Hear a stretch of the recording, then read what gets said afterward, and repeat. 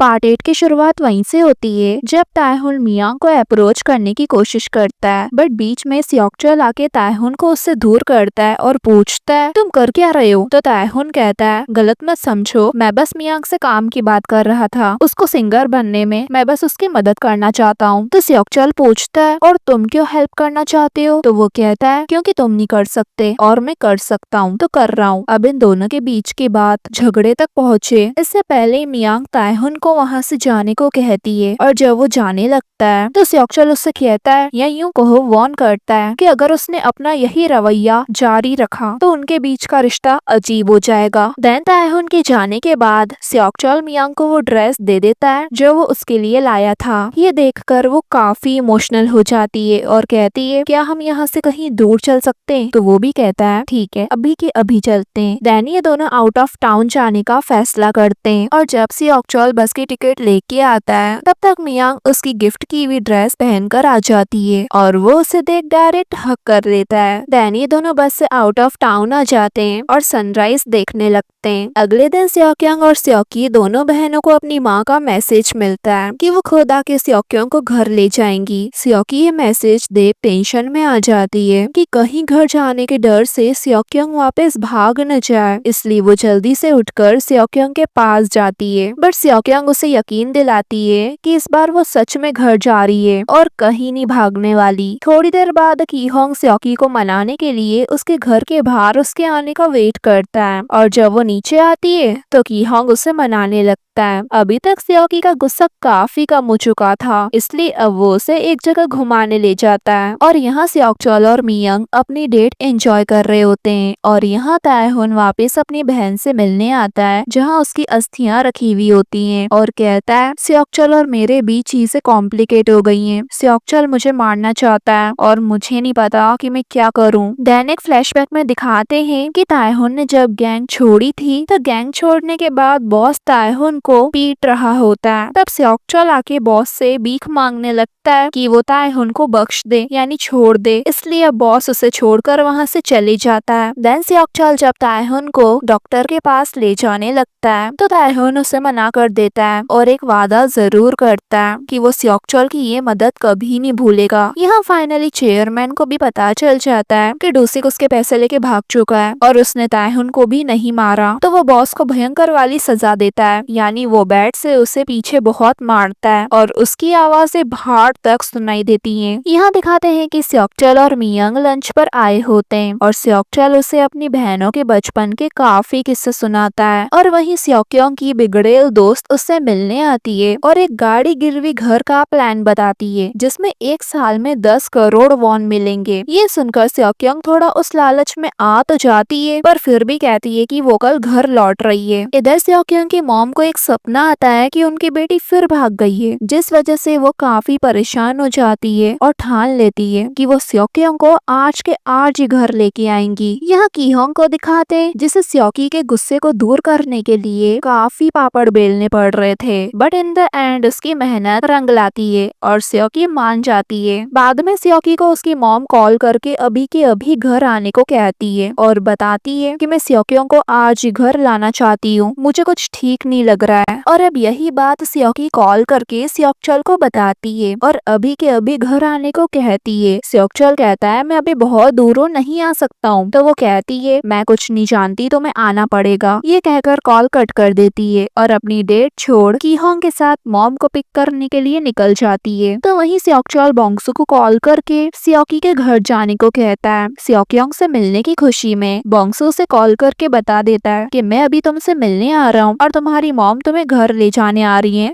तो रेडी रहना। सियोक्यांग हैरानी से पूछती है मॉम तो कल आने वाली थी ना मुझे लेने। तो वो बताता है कि सियोक्चल से अभी मेरी बात हुई और उसने कहा कि तुम्हारी मॉम अभी आ रही है और मैं भी अभी आ रहा हूँ क्योंकि तुम अपना माइंड चेंज न कर लो इसलिए, और मेरे होते हुए तुम्हारे पापा तुम्हारी टांगे भी तोड़ नहीं सकेंगे। देन दिखाते हैं कि सियोक्यांग रेडी तो हो जाती है बट वो अब भी इस उलझन में होती है कि क्या उसका घर जाना सही रहेगा। देन जब सब लोग सियोकी के घर पहुँचते हैं तो पता चलता है है कि सियोक्योंग एक बार फिर भाग गई। यहाँ सियोक्योंग को दिखाते हैं जो बस अड्डे पर होती है और उसके माइंड में बस एक ही बात चल रही होती है कि वो 1 साल में उस गाड़ी गिरवी घर वाली स्कीम से पैसे कमाएगी और फिर घर जाएगी, जो प्लान उसकी बिगड़ेल दोस्त ने बताया था। और सबको एक एक मैसेज सेंड कर देती है कि माफ करना, मैं अभी आप सबको फेस नहीं कर सकती हूँ, लेकिन शुक्रिया मेरा ध्यान रखने के लिए। और मॉम का मैसेज करके कहती है कि प्लीज 1 साल के लिए और मेरे बेटे को संभाल लेना। और फिर वो सियोक्चोल को कॉल करके माफी मांगती है और बताती है कि मैं घर नहीं जा रही हूँ। तो सियोक्चोल भी अब उसके इस डिसीजन को एक्सेप्ट करता है और कहता है प्लीज तुम जहाँ भी जाओ बस मुझे खबर देते रहना ताकि मैं रिलैक्स रहूं कि तुम सेफ हो। देन सियोक्योंग अपने बेटे को याद करके बहुत रोने लगती है। तो वहीं बोंगसो उदास होकर अपने घर चले जाता है और सियोकी आज अपने मॉम डैड के घर ही आ जाती है सोने के लिए ताकि वो मॉम को कंफर्ट कर सके। तो वहीं डैड को सियोक्योंग के बारे में कुछ भी पता नहीं होता और यहाँ सियोक्चोल और मियोंग अपना अच्छे से टाइम स्पेंड करते हैं और एक दूसरे से अपने प्यार का इजहार करते हैं। यहाँ सियोक्योंग बस में बैठ तो जाती है किसी अनजान जगह जाने के लिए, लेकिन एक बड़ा ट्विस्ट तब आता है जब वो आधी रात को वापस अपने मॉम डैड के घर आ जाती है, वो भी पूरी हिम्मत जुटाकर, और उनके घर के सामने खड़े होकर जोर जोर से चिल्लाकर सबको बुलाने लगती है और कहती है मैं घर वापस आ गई हूँ। उसकी आवाज सुनकर सब शॉक होकर उठ जाते हैं और फाइनली उसके डैड का गुस्सा फूट पड़ता है और इसी मोमेंट पर ये पार्ट पूरा होता है गाइस।